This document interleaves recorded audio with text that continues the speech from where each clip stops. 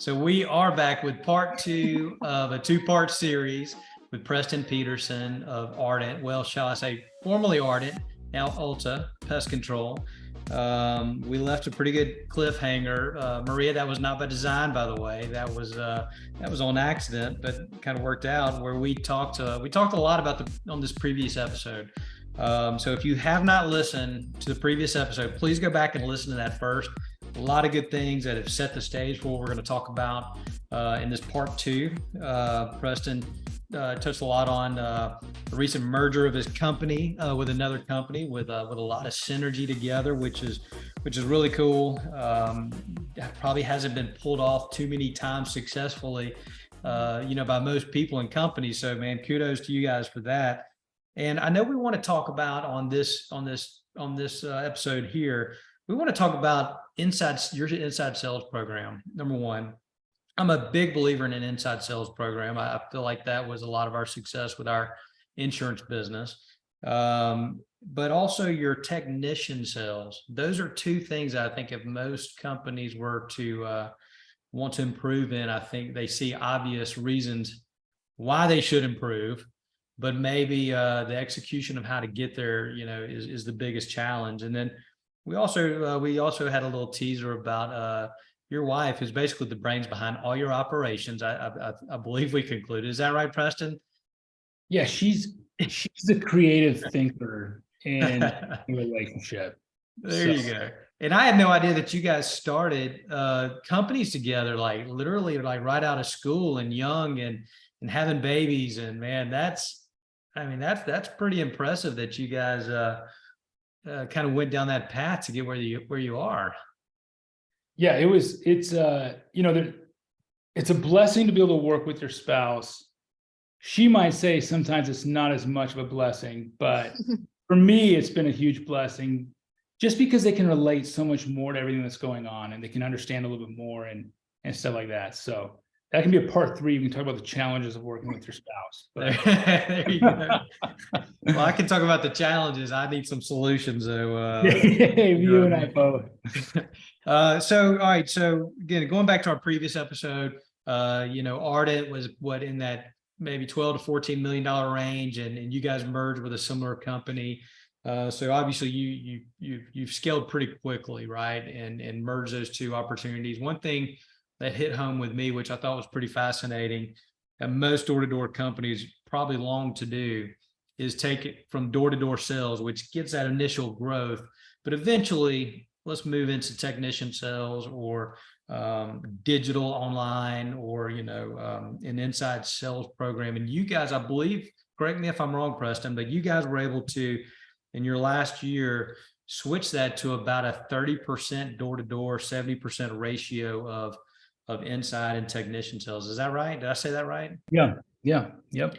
I mean, that's got to be a pretty incredible statistic. I know a lot of the door-to-door guys that I talk to, I know that's where they're trying to get as far as incorporate those things. Let's talk about that. Tell us about your history with an inside sales program, making the phone ring or creating leads to grow your business.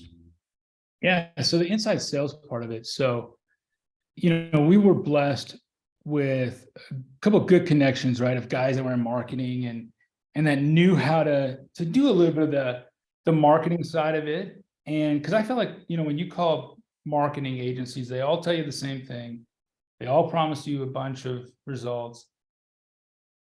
And I feel like I always felt like I was being like left disappointed, right? And it's one of those things where, and the problem is I don't know what's a really good number or not. And so it's because of my ignorance on it, I couldn't tell if I was getting good results or not. And so we kind of just said, what do we need to do to kind of bring someone in-house and see what we can do to make those numbers work, right? And so we were blessed to meet with a couple guys that in our network that were doing marketing that kind of came on part-time and eventually full-time to kind of help us scale that part of it. And then from there, it's just, you can get the phones ring, which is great, but it's like, okay, how now can you get the guys to answer the phones and get them to close it and have that whole process work? And so, that was one of the benefits with the Alta deal was we had a really good marketing team. They had a really good manager of their inside sales. And so bringing those two together has helped a lot as well, and it's helped get our conversion rates higher and our lead costs down. But it's one of those things where you just gotta go all in on it, because if you don't, you're going to be getting just enough leads and sales coming through that you're like, man, you're desiring more, but it's not enough to make you satisfied with how much you're spending to get those leads and sales. Sure, yeah. And that's kind of like, I think the hard part for most small businesses is setting up a budget to where they can actually get some traction going, and then being able to build out the sales side of it to convert those leads that they're getting, right? And then you got to have the system to say, okay, how do we get those leads that we've sold to make sure they get serviced in a timely manner? Because the one downside to inside sales is you can't specifically say, I want it in this neighborhood, in this neighborhood, in this neighborhood. You can give it right. a general idea, but we got a Dallas-Fort Worth branch. That's a pretty big geographic location that we're open to getting sales in. So, and it's been a little bit of learning on that process, but it's been really good. And the key is making sure you have the right people in the right places.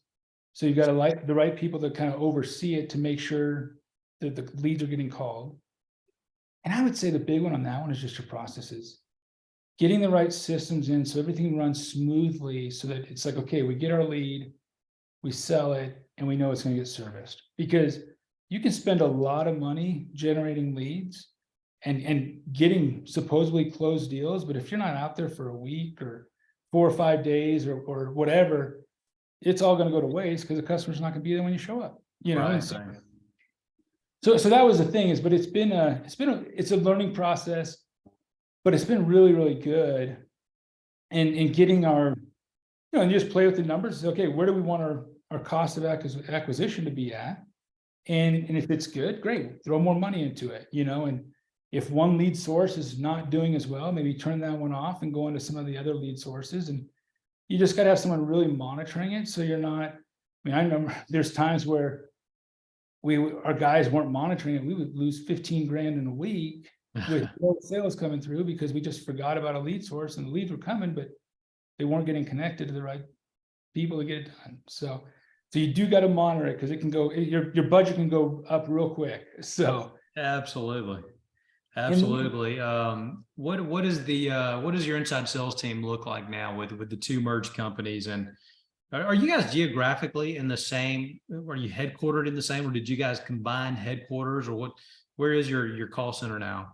So we had 3 locations. So Alta's headquarters is in Austin. Our headquarters was in Idaho, Rexburg, Idaho. And then we had our inside sales, which was in Provo, Utah. And so we've closed down the Provo, Utah one and put all inside sales under Austin. All of our customer service department and call center is in Idaho. And so, and it's been, that's the thing. It was just so nice when both sides kind of came together and we looked at what we had, and being open-minded to be like, hey, if we think this manager is better, if we think that this is a better fit for what we're trying to do, then we'll go in that direction. If we think this is a better fit, what we're trying to do, then we go in that direction. And so it wasn't, a lot of times there's that power struggle of, no, we want all the power. And to be honest, we haven't had that really, which has been so nice, because we're aligned on what we're trying to accomplish, and so it goes back to if it's good, if it's what's best for the business, then just run with it, Sure.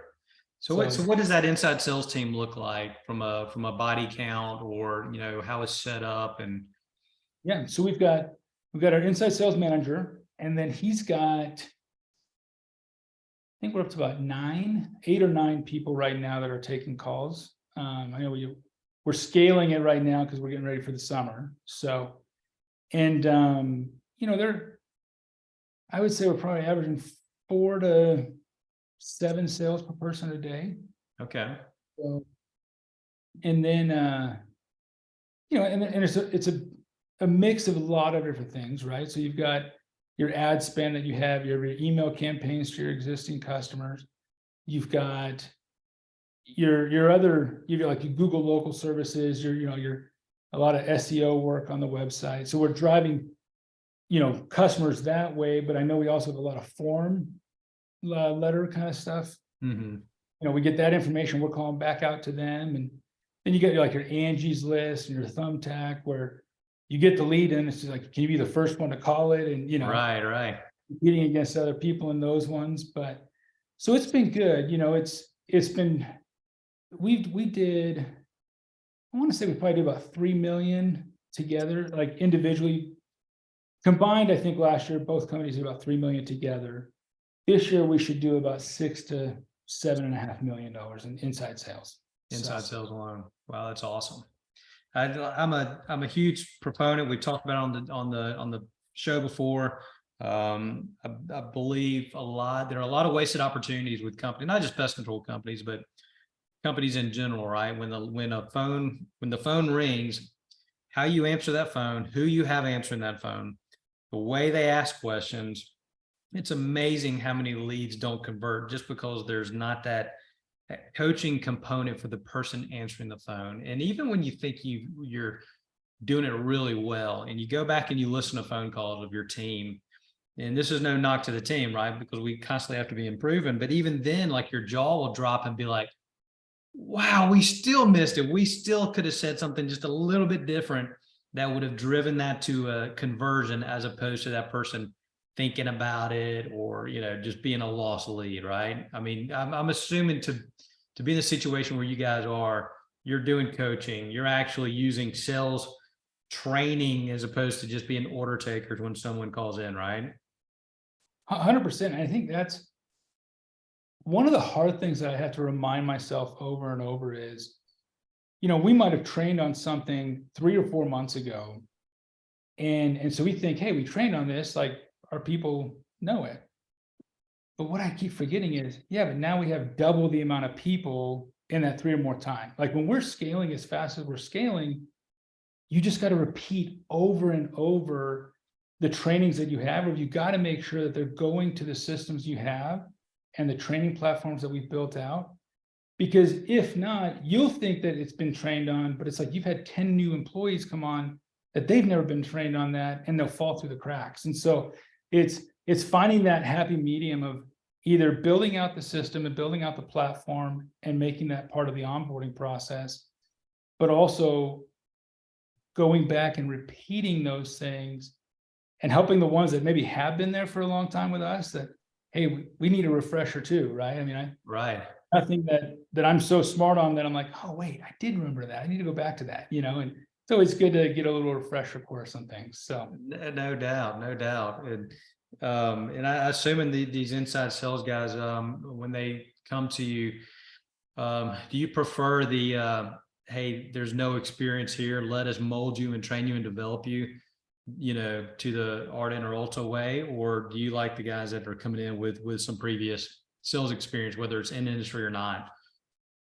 I'm indifferent on it. I mean, I guess I like the sales. If you have sales history, it's nice. It's more, are you coachable or not, right? Sure, And that's absolutely. And I think we see that with like technicians too, right? We'll get these technicians have all this experience, but it's like, is that the right technician for what we're trying to accomplish? Or is it better just to start fresh where they don't have the bad habits yet, So Totally makes complete sense. Coachable, that is, I think you hit the nail on the head. That's something, obviously I have not scaled a business to the degree you guys have, but I think you see that in any size business, right? Just that coachability and the person and again, I hate to say without experience, but the person that can come in and you say, well, how, you need to make 100 outbound calls today, and that's going to generate 8 good qualified leads. And out of those 8, you're going to close 2. And they're like, okay, I hate to say they don't know any better, but they don't have that experience, where the person that does have that experience, is automatically sometimes going to look at why they can't do that, or why, whatever, they just overthink it. Right. So the coachability, I think, is a huge quality, for any position, right? Like you mentioned, with technicians as well. And speaking of technician sales. So when you say that, do you guys have outside sales reps that are going out doing inspections and actually doing sales? Or is it a sort of a hybrid role where it is a technician who's selling plus treating the home, doing that initial pest? And do you guys do termite? we do, yeah. So Okay. So this was actually one of the biggest things that we liked about the merger was when we merged with Alta, they didn't offer a lot of the services that we were doing.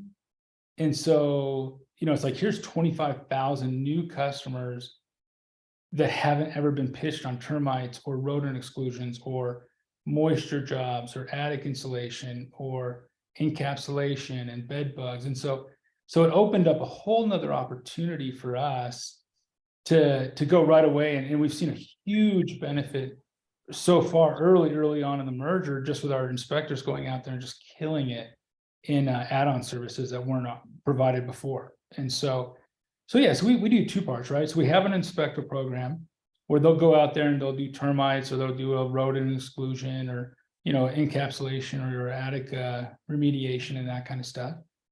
And then we do a lot of incentives for our technicians. And I think this is the one that everyone's like, what's the secret sauce to get technicians to sell? And it's not that it's anything secret sauce, but it's just, you've got to build the culture. You've got to build the culture, and you've got to be consistent, because a lot of times people are like, okay, let's go sell. And they try to like get their technicians motivated. But then when they don't see maybe the results coming in the first month or 2 months, they're just like, oh, never mind, it's never going to happen. And they kind of like give up on the culture and trying to build it out, and it takes time. It takes time, because all of a sudden what happens is you're building a culture, you're being consistent, you have incentive programs, you got KPIs in line, and then all of a sudden it's going to click for one of the technicians. And then once it clicks for one of them, somebody else is going to see it, and it's going to click for them. And it becomes contagious, right? And so, and you have to understand what the expectation is.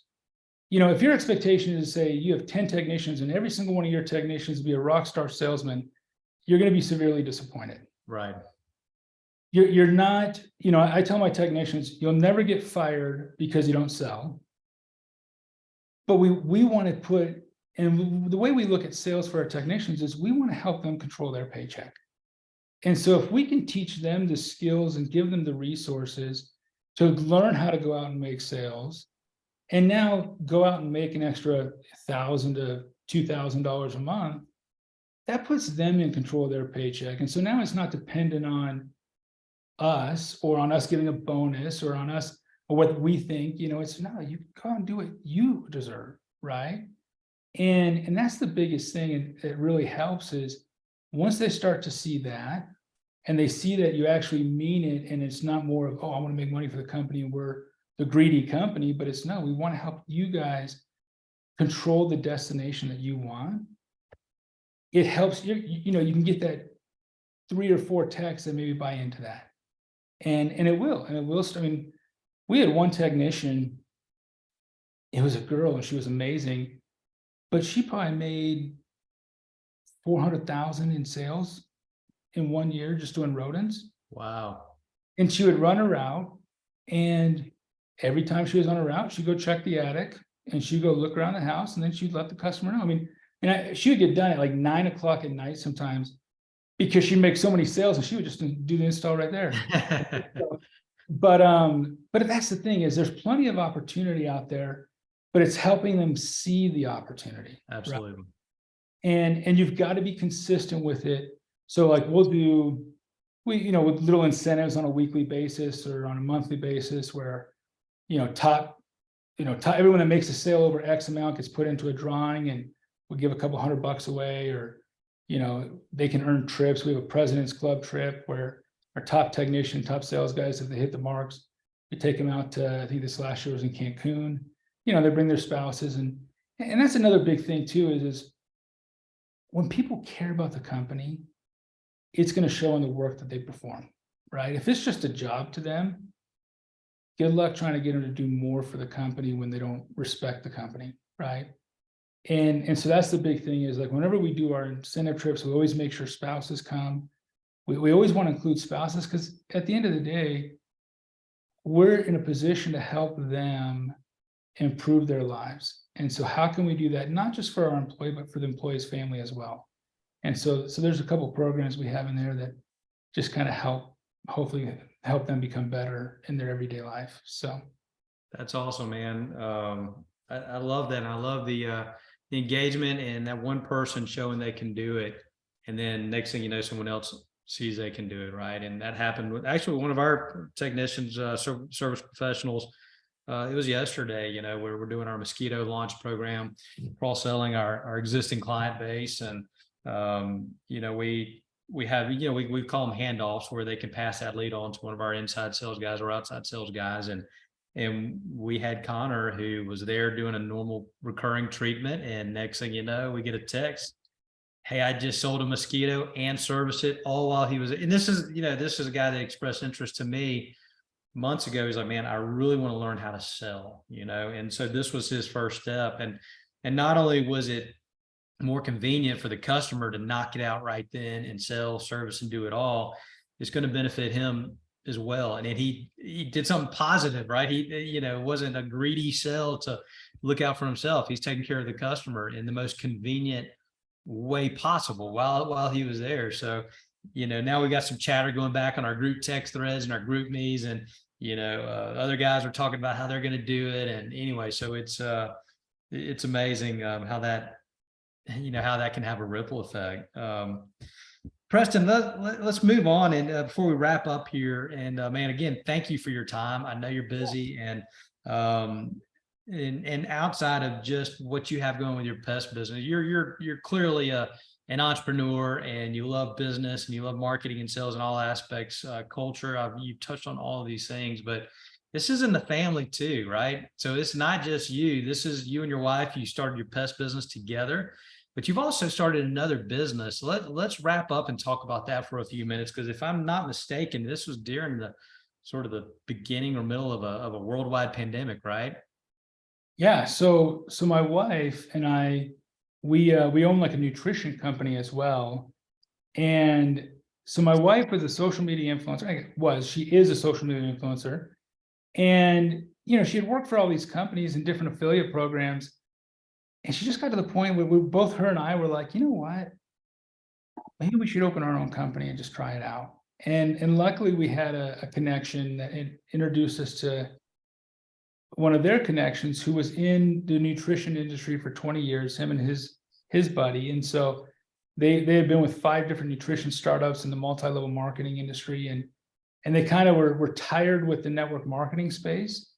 And so we were like, well, my wife was in network marketing. We're like, yeah, we don't want to be in network marketing anymore. And we're like, but we do want to do this affiliate program with influencers, because we think that's the new way that most businesses are going to be doing things.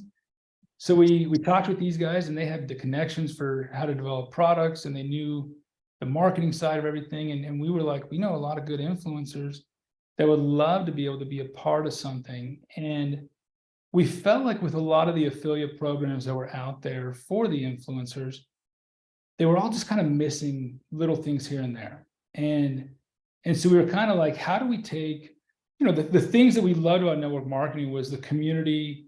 You love the incentive trips, the things to help you feel like you're a part of a company. Whereas most of the affiliate programs, the influencer, basically, it's just a business transaction. It's right, hey, right. We'll pay, or we'll pay you for every referral, but that's it. It's not, the influencers don't have a say on anything. They don't feel like they're important. And so we were like, it needs to change, right? Because it's like, if you can get influencers where they have a seat at the table and where they can have a say, because who knows better on what they can sell than the influencers. And so you have these companies that are trying to push products, and it's like, dude, is that even the right fit for your influencers? And so what we've done is we've basically taken, we do incentive trips, we do retreats for our influencers. We give them a seat at the table, and we go to them and say, okay, here's the list of all the products we can build out. And if there's products that they think that they would like to see, we're like, great, we'll go to our manufacturers and we can develop it, and then we go and we have like weekly calls with them. We have a Facebook page where we go in there, we train them, and we help them learn how to sell and just learn how to do different things to help benefit them. We also will boost and advertise some of their videos that they produce to help build their influencer and their following. And then we've gone out and we've said, we want to really reward our people, because it's a journey, right? Every business is a journey. And it's, how do we include our people with us along that journey. And Yep. so recently we just announced a profit share program with all of our influencers. And, you know, in the first 3 months, we're going to pay out over $100,000 to just in profit share. And that's on top of their commissions, on top of their referral overrides, and on top of their monthly bonuses, just to kind of give back to them and to say, hey, thank you for being with us on this journey. And, you know, we had some influencers who were making way more money at other affiliate programs. And they're like, how do I make as much money here? Because they're like, we want to be with us. So Right. the experience. And so, and now they're making more with us than they were at their other affiliate programs. And it's difficult sometimes with influencers, because some of these influencers can make ridiculous money really quick, but it's how stable is it, right? We have some of our influencers that have made $150,000 a month for some of their companies, but then the next month it might be down to like 10,000, you know? Right. And so what we've done is we found a way to say, look, we want our influencers to continue to get paid forever. So 60% of our customers right now are probably on subscription. And so our influencers get paid every time that customer gets their order, or if they order a new product under their link or under that email, it's always going back to our influencers. And that's the biggest thing, is when you show the influencers that you're in business with them and that you want to get money back in their pocket and you give them a voice at the table, it keeps them around. And I mean, we've had tremendous success, and it's, you know, we started out a little less than 2 years ago, I think, and we only have 3 products. We got 3 or 4 more in this pipeline right now, but we'll be over 10 million in revenue this year, and it's because of our people. Like, we just have amazing people, but it's the same principle, right? It goes back to, it doesn't matter what business you're in. When you care about your people and you show them that you care, everyone can be successful. No doubt. I've seen a common theme here, Preston, for the last episode and this one, running in the same direction, a win-win for all. You know, obviously, to pull off a merger like you guys have done, to create a nutrition company during a pandemic, and to thrive with that, and as a true partnership. I mean, all those are tying into a common theme here, and it's kind of ironic that you're talking about a journey, since we're called the Journey Podcast, but it is a journey, and the journey, you know, it's tough at times, and it's fun at times, and it's not fun at times. And you know, if we're doing this together, man, we're all trying to get to the same finish line, right? Or at least, you know, at a minimum, we're trying to go in the right direction. So, man, I certainly appreciate it. Do you have any other closing thoughts as we kind of wrap this up? Anything you want to share with the listeners?